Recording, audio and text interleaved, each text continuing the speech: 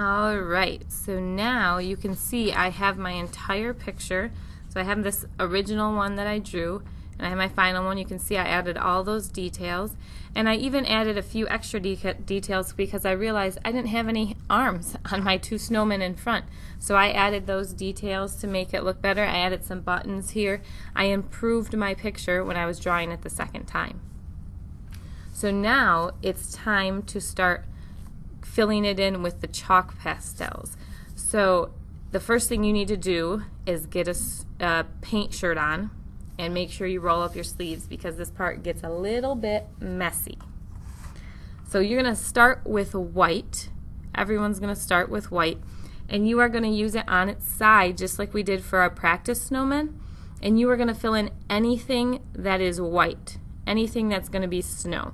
So I'm going to start with this one, and you can see I'm going to go right over top of his face, but I'm just going lightly so I can still see all of those lines I drew. But you're just going over it nice and lightly so you get the snow effect, but you can still see those lines you drew. So just really lightly using the side of that chalk, very carefully, I'm going over each part. And I'm staying inside those lines because like the nose isn't going to be white and my hat's not going to be white. So I'm just going over the parts that are going to be white. And I know the eyes and the mouth aren't going to be white, but those are just tiny little circles, and then we're going to fill those in black so we can go right over top of them and it will be just fine. So I need to be careful back here on this snowman, just really lightly filling it in. And these snowballs that he's throwing,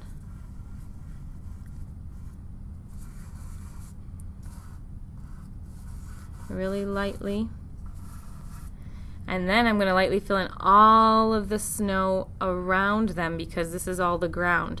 So I need to fill all of that in with white. So you can go ahead and start filling in all of your white, and then once you have all of the white filled in, I'll show you the next step.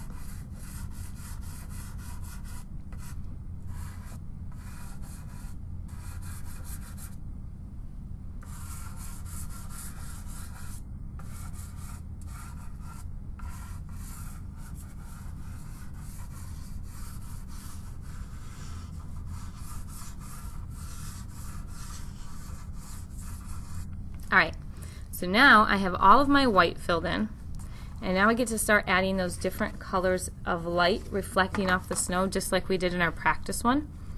So we talked about how if the light is shining on the snowman or on the snow, it's going to reflect the same color that the light is. And also we talked about how the shadow is going to be the opposite on the color wheel. Does anyone remember what that word is that means the opposite on the color wheel? It's the complementary color. So you can think of it as it's complementing the one on the other side. It's saying, oh, nice job. So it's the complementary color, the opposite on the color wheel. So we're going to choose a color for our light first. But remember, whatever color you use for your light, you're going to be using its complement for your shadows. So I'm going to start by drawing the light reflecting off my snowman, and again I'm going to just do it very lightly. So I'm laying it on its side and I'm hardly pressing down at all, just very lightly. And then whatever side I do on this snowman, I'm going to do the same side on this snowman because the light would be coming from the same spot. And then the body of the snowman would have light on that side of it, and so would the body of this snowman. And then all of the snowballs would have some of that light on one side of their snowball. If you have a snow fort in your picture or a snow house, anything made of snow, it's all going to have that same color light, just like we were looking at with the flashlights, where the light shines on one side and it reflects off. And then on the ground you can even add some light. Like I can have some light shining on the ground here because the light's going to reflect off that snow on the ground too. I'm just doing it very lightly.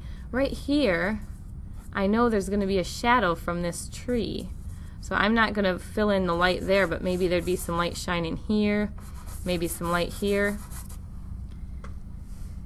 And then I'm going to choose my color for the shadow. So I have orange for my light. I need the complementary color for the shadow side. So my complementary color is going to be the opposite on the color wheel, which is blue. So if you don't have orange for your light, your shadow's not going to be blue, it's going to be a different color. You need to use that color wheel and figure out what color your shadow's going to be. My shadow's going to be blue, so the opposite side of the light is going to be the shadow side of the snowman. So I'm going to fill that in. And the opposite side of the light on the snowballs is going to be the shadow side. And on this snowman. And then I have the shadow from the tree. And remember, if you have any snowmen standing up here, they might have shadows on the ground too. So think about the shadow on the snowman, but also on the ground next to the snowman. And I'm going to add some shadow to my tree because that tree is going to have some light shining on it too. And I should probably draw the light on there. I forgot the light on one side too. Even though that tree is not going to be white, it's going to be brown, it'll still have a little bit of that color shining. So now I'm going to use my finger and I'm going to very carefully go in circles on those snowballs and rub those snowballs to get that faded blending look. We're blending those colors. Remember, really take your time and be careful with this. You want to stay inside the lines, even though the background's going to be white too.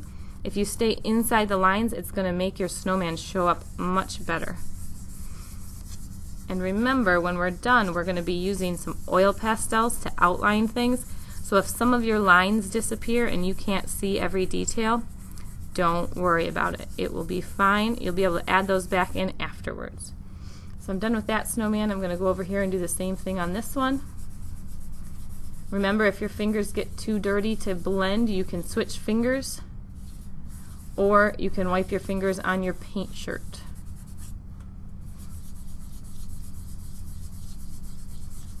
So you can go ahead and blend those colors, blend it very carefully with your finger. And remember, I'm going in kind of a circle motion. If I go side to side, it's going to smear off the edges and it's not going to look so round on my snowman. Now when I'm doing the ground, I can go back and forth because the ground is flat. It's not round like our snowman. So I can go back and forth, and I just have to be careful around the edges of those snowballs. So you can go ahead and start working whenever you're ready to blend those colors.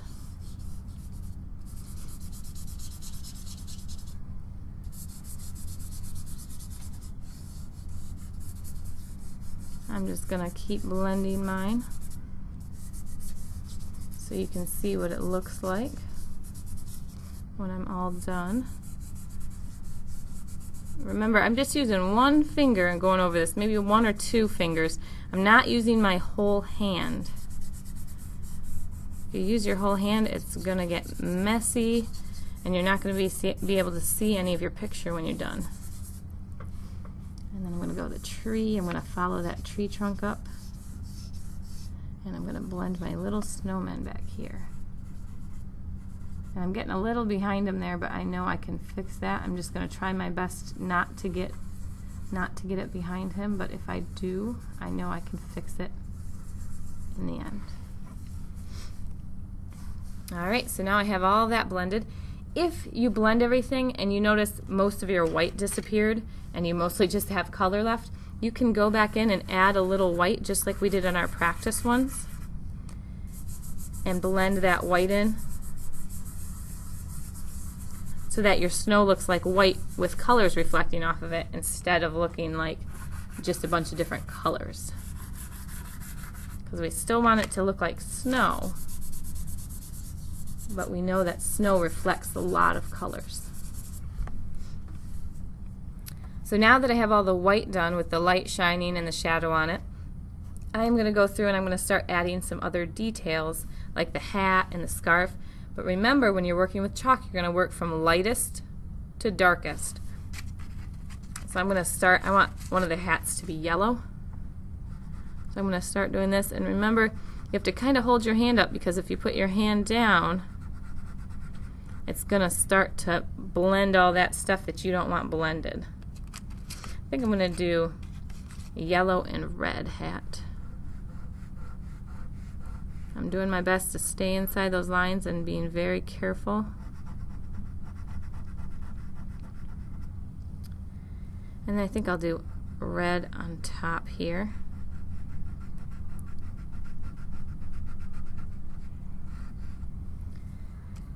And I think I'm going to do yellow for this bottom part. So you can go ahead and add all those details. The very last thing that you'll do is add those eyes and buttons and things that are black. So remember, that is the absolute last thing that you'll do in your picture. And you can choose, I'm going to blend some of these, but you don't have to blend them if you don't want to. You can blend the ones you want to and not blend the ones you don't. So go ahead and work on that. Don't forget their carrot noses, or I saw some people were making pickle noses. So don't forget to add those noses and arms on there. And I will show you the next steps in a little bit.